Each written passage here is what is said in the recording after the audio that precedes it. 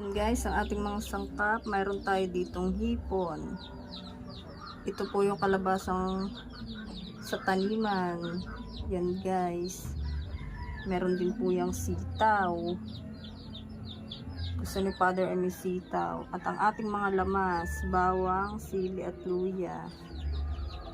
Siyempre, hindi mawawala ang gata ng niyog. Yan. Yan guys. For the cooking ng person.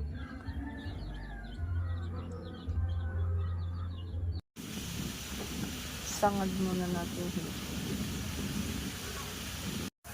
Napulan na yung hipon, lalagyan natin yung gulay. Ayan, ilagay ko na din yung kalabasa. Lalagay ko naman yung sitaw.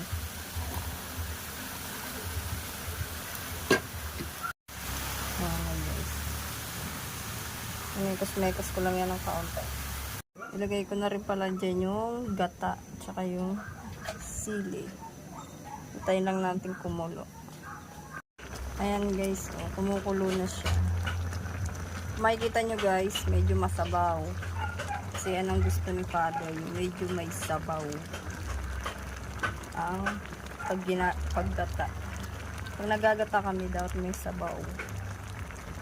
Kasi yan ang gusto niya. Ayan guys, luto na. Ready to eat na. Kain tayo guys.